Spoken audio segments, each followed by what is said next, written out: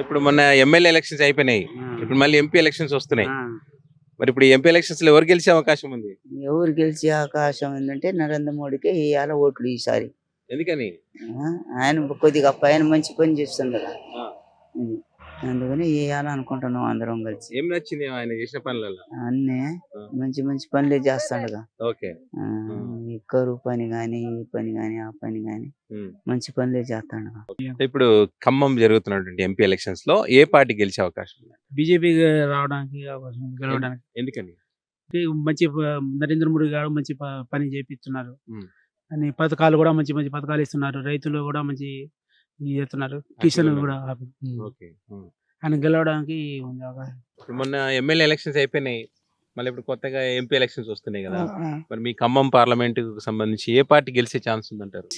అంటే ఇక కాంగ్రెస్ వాళ్ళు గెలిపించినావుగా, ఇక ఆయన మాకు ఇది పెట్టిండుగా. ఏం చేయలేదా? ఏం చేయలే, ఏం చేస్తాడు. అయితే ఇక మోడీ గారికే ఓటేసి గెలిపిద్దాం అనుకుంటున్నాం.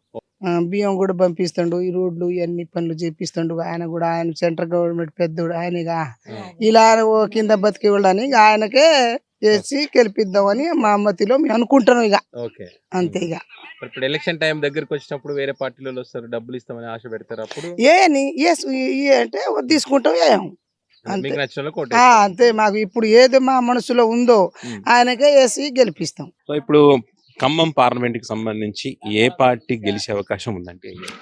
అంటే ఇక్కడ ఉన్న ఎమ్మెల్యేల్లో దాదాపు 9 మంది కాంగ్రెస్ ఎమ్మెల్యేలే గెలిచారు. ఇప్పుడు భద్రాచలం నుంచి తెలంగాణరావు కూడా కాంగ్రెస్ లో వెళ్ళిపోయారు. మొత్తం 10 మంది వాళ్ళకి బలం ఉంది. బలం ఉన్నా కూడా బీజేపీ పూర్తి స్థాయిలో పుంజుకుంటుంది. ఇప్పుడు ఇంకా వాళ్ళని నిలువరించాలంటే మనోళ్ళు బీజేపీ వాళ్ళు పై స్థాయిలో ఇంకా వాళ్ళ ఎత్తుకి పై ఎత్తుకి కూడా లేయాలి. దానికోసం కూడా బీజేపీ వాళ్ళు గట్టి ప్రయత్నం చేస్తున్నారు. ఈసారి ఇక్కడ ఖమ్మం టౌన్ లో కూడా ప్రతిసారి ఒకసారి టీఆర్ఎస్ ఎంపీని గెలిపించాం. 2014లో వైఎస్ఆర్సీపీ ఎంపీని కూడా గెలిపించాం. ఈసారి మాత్రం ఖచ్చితంగా మార్పు కోరుకుంటున్నారు జనాలు. మారుదాం అనుకున్నాం. ఈసారి ఖచ్చితంగా బీజేపీ ఓటు వేయాలనుకున్నాం. ఇప్పుడు బీజేపీ, బీఆర్ఎస్, కాంగ్రెస్ ఈ పార్టీలకు సంబంధించి ఇప్పుడు నాగేశ్వరరావు గారు పోటీ చేస్తున్నారు. పొంగులేటి ప్రసాద్ రెడ్డి పేరు ఏదో చెప్తా ఉన్నారు కాంగ్రెస్ నుంచి. సో ఇక్కడ నుంచి ఏమో వినోద్రావు గారు పోటీ చేస్తున్నారు బీజేపీ నుంచి. ముగ్గురిలో ఎవరు బెటర్ పర్ఫార్మెన్స్ ఇచ్చే అవకాశం ఉంది? ఎవరు ఇప్పుడు ప్రజల్లో తిరిగి సమస్యలు తెలుసుకునే ప్రయత్నం చేస్తారు? వినోద్రావు గారు బీజేపీ వాళ్ళు తిరుగుతూనే ఉన్నారు. గత 10-15 రోజుల నుంచి వాళ్ళు ప్రచారం మొదలు పెట్టారు, తిరుగుతూనే ఉన్నారు. ఒకవేళ ఇంకా కాంగ్రెస్ అభ్యర్థిని డిక్లేర్ చేయలేదు, ఇంకో వారం 10 రోజులు వాళ్ళు అలా డైలాగ్ చేశారనుకోండి, వినోద్రావు గారికి ఫెచ్చింగ్ ఉంటుంది. బీజేపీ ఇంకా లీడింగ్ లో వచ్చే ఛాన్సెస్ ఉంటది అధికారంలో. ఇంకా ఈసారి అందరికంటే ముందంజలో బీజేపీ ఉంది కాబట్టి బీజేపీ వస్తుంది. ఖమ్మం పార్లమెంట్ స్థానంలో ఈసారి ఖచ్చితంగా బీజేపీ జెండా ఎగరేస్తుందని నమ్మకం ఉంది.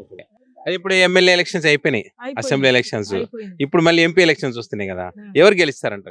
మేము ఆ కాంగ్రెస్ వాళ్ళకి వేయమండి ఓటు. ఎందుకని? మేము వేయం, మాకు ఏ సౌకర్యం లేదు, మేము వేయం. ఇప్పుడు మోడీ గారికి వేయాలని నిన్న మీటింగ్ పోయి వచ్చాను. కాంగ్రెస్ కి అయితే ఓటు వేయం. మాకు బియ్యం వస్తుంది, కరువుపల్లి డబ్బులు పడుతున్నాయి. 300 పెడతా అన్నాడు. నేను కుచేత కాక ఇప్పుడు ఒక 3 వారాల నుంచి పోతున్నా, ఇంకా చూపియలే. కరువుపల్లికి పోతాం, మోడీ గారికి ఓటు వేస్తాం. కాంగ్రెస్ కి అయితే ఓటు వేయం, ఇంట్లో అయినా ఉంటాం కానీ వేయం.